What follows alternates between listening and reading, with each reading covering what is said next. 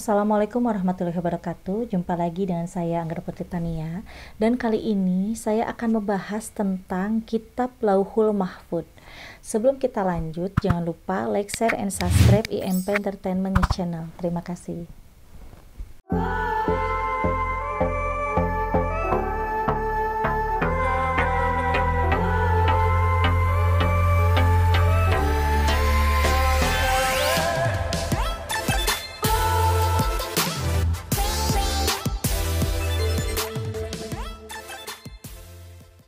Ya sahabat IMP, arti dari kata Lauhul Mahfudz. Lauhul itu artinya adalah tulang yang sangat besar, dan Mahfudz itu adalah terpelihara. Jadi jika digabungkan, Lauhul Mahfudz adalah kitab yang terpelihara yang tidak akan pernah rusak sampai kapanpun. Karena Lauhul Mahfudz Allah ciptakan sebelum adanya alam semesta jagat raya. Nah, kitab Lauhul Mahfudz itu menuliskan tentang keseluruhan alam semesta dan takdir manusia-manusia yang hidup di muka bumi ini. Dan ternyata takdir kematian itu sudah tertulis di dalam Lauhul Mahfudz pada saat kita manusia belum dilahirkan ke muka bumi ini. Lauhul Mahfudz ada 4 nama, yaitu yang pertama adalah Kitabun min Qobli, itu adalah kitab ketetapan. Di dalam kitab ketetapan itu berarti takdir manusia untuk meninggal dunia, berpulang ke rahmatullah itu sudah tertulis di dalam Lauhul Mahfudz. Kapan, hari apa, jam berapa, bulan apa, dan tahun berapa. Dan yang kedua adalah Ummu Alkitab, itu adalah kitab induk. Berarti di situ seluruh manusia yang dilahirkan ke muka bumi ini, siapa saja yang yakin dan iman kepada Allah dan untuk non-muslim itu kepada Tuhannya, insya Allah akan mendapatkan hal yang terbaik di saat di alam pembangkitan setelah meninggal dunia. Dan yang ketiga adalah Kitabim Maknun. Itu adalah artinya kitab yang terpelihara. Lauhul Mahfudz tidak akan berubah jikalau iman manusia itu terpelihara. Dan kalau misalkan manusia-manusia yang tidak bisa memelihara imannya, kitab Lauhul Mahfudz itu akan berubah sesuai dengan amal baik dan amal buruk si manusia itu. Dan yang keempat itu adalah Kitabin Mubin. Kitabin Mubin itu adalah kitab yang memang bisa berubah jikalau ada hal yang dilakukan oleh manusia itu mengikuti hawa nafsunya sendiri. Contoh, kalau di dalam kitab Lauhul Mahfudz kita itu sudah tertulis akan menjadi orang kaya, tetapi si orang tersebut itu memilih dengan mengikuti hawa nafsunya sendiri yang dibisik oleh syaitan, yaitu akan miskin, tidak akan kaya sampai kapanpun juga, karena orang itu memilih dan tidak bisa memerangi hawa nafsunya. Jadi di dalam kitab Lauhul Mahfudz itu sangat jelas ya, ada beberapa nama, yaitu 4 nama yang barusan saya sebutkan, dan di situ kita harus benar-benar mengikuti tentang ketetapan yang sudah Allah tetapkan, walaupun kita tidak tahu. Yang Allah sudah pelihara, kita harus bisa memelihara juga keimanan kita. Untuk induk kitab kita harus yakin hanya satu, yaitu kepada Allah. Dan yang keempat, kita pun juga harus bisa memerangi hawa nafsu. Nah, di dalam kitab Lauhul Mahfudz pun juga itu tertulis, sebenarnya di dalam Al-Quran bahasa tentang Lauhul Mahfudz itu tersirat ada 13 kali di dalam ayat. Nah, di situ tidak terlalu detail karena memang kitab Lauhul Mahfudz itu sangatlah rahasia.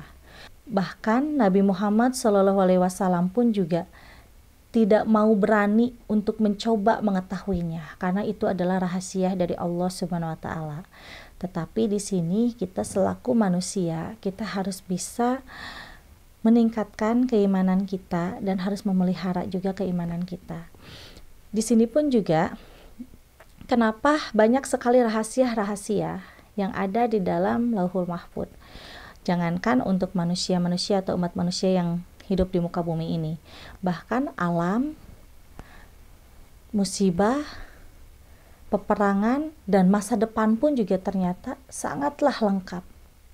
Apa yang sudah Allah tetapkan itu akan terjadi. Sebenarnya di dalam Al-Quran pun juga ada beberapa ayat yang mengatakan bahwa di kemudian hari akan terjadi hal-hal yang benar-benar sangat mengguncangkan muka bumi ini karena dengan murkanya Allah.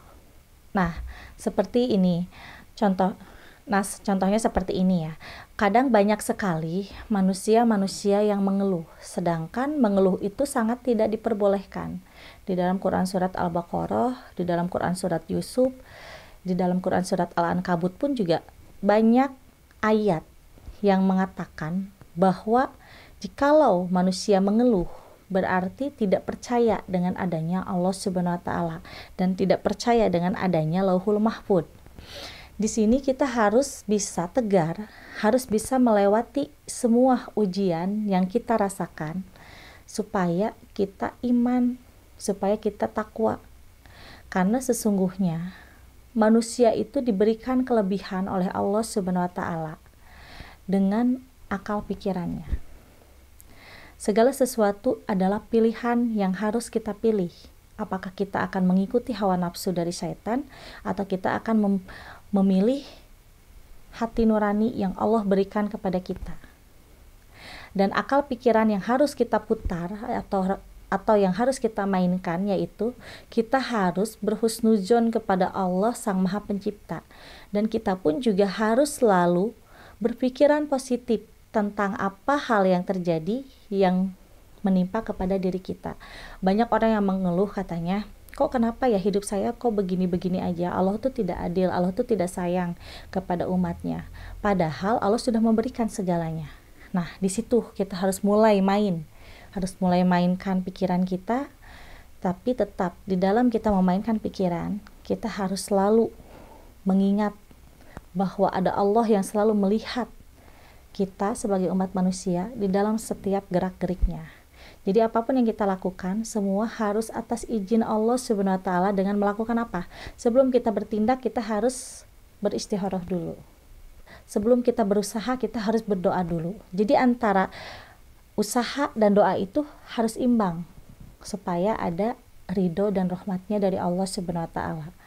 Dan contoh di dalam kitab Lauhul Mahfuz itu bahwa si A akan menjadi orang yang sangat miskin.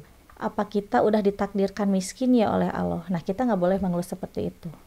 Walaupun di dalam kitab Lauhul Mahfuz si orang itu memang akan menjadi orang miskin, tetapi kita harus ingat bahwa Allah memberikan segalanya kepada kita dan memberikan kelebihan kepada kita.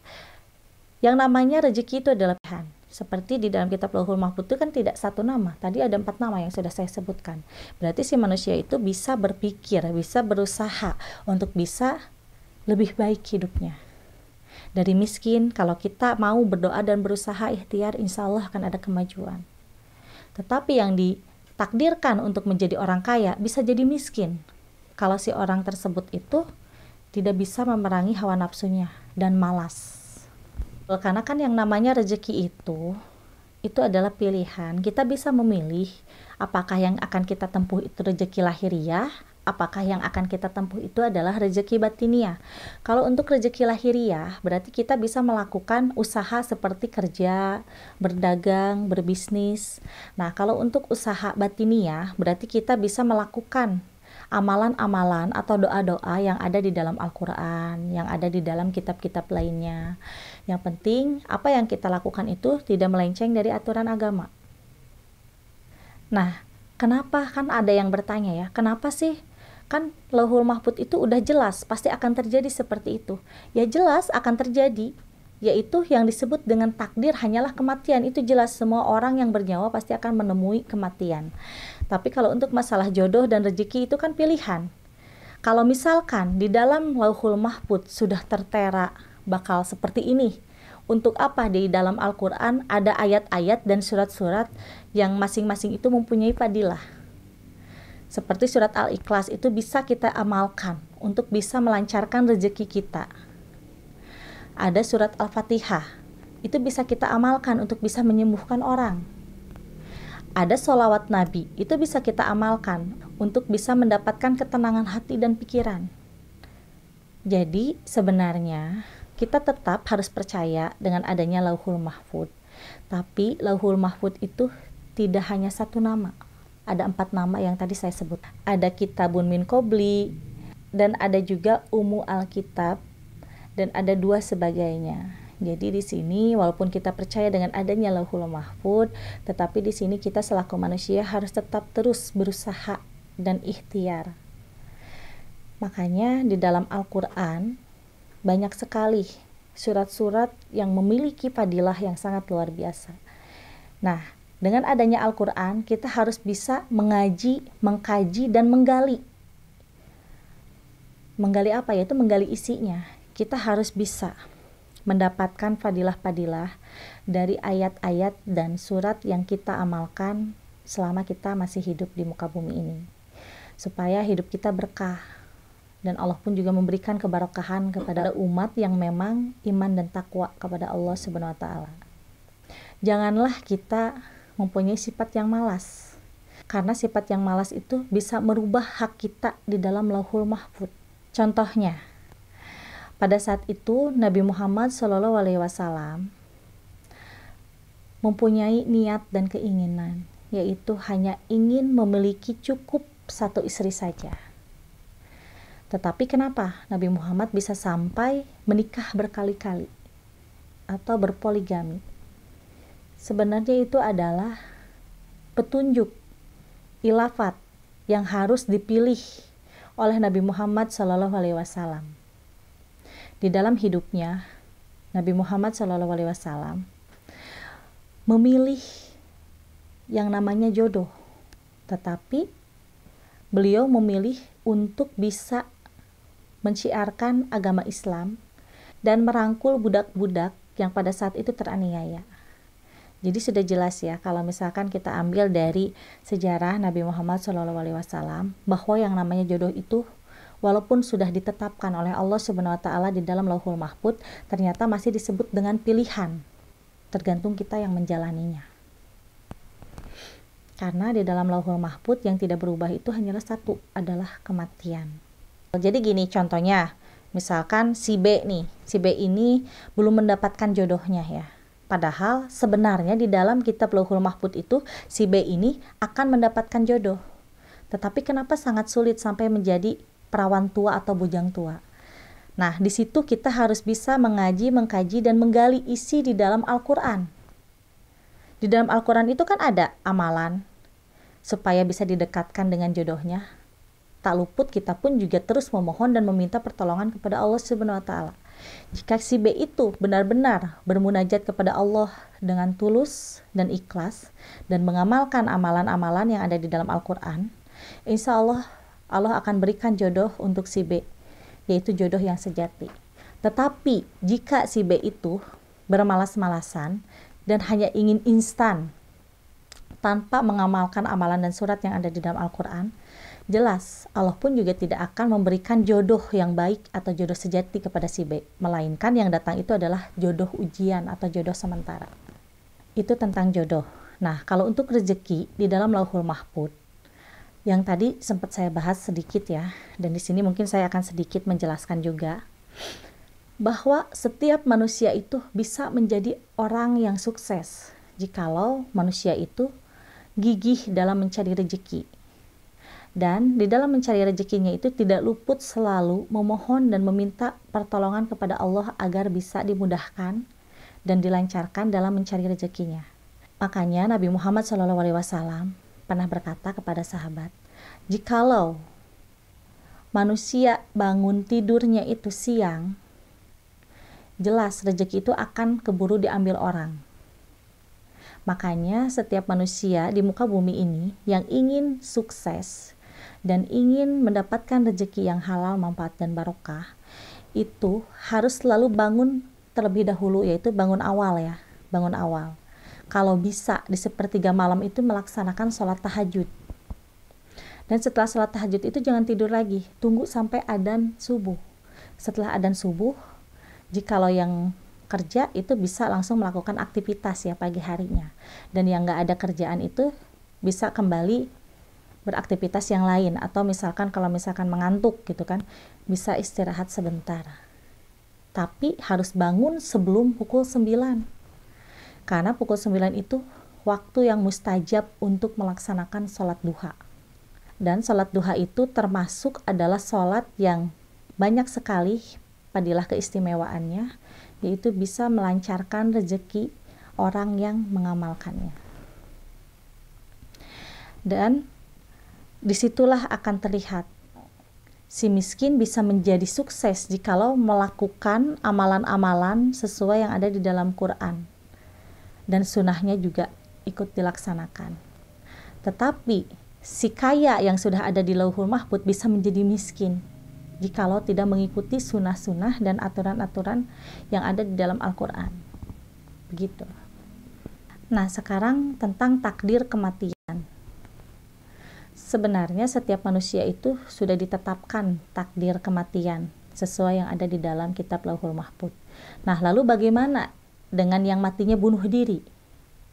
Sebenarnya yang matinya bunuh diri itu, walaupun si orang itu mati, tetapi belum menemui ajal yang sebenarnya.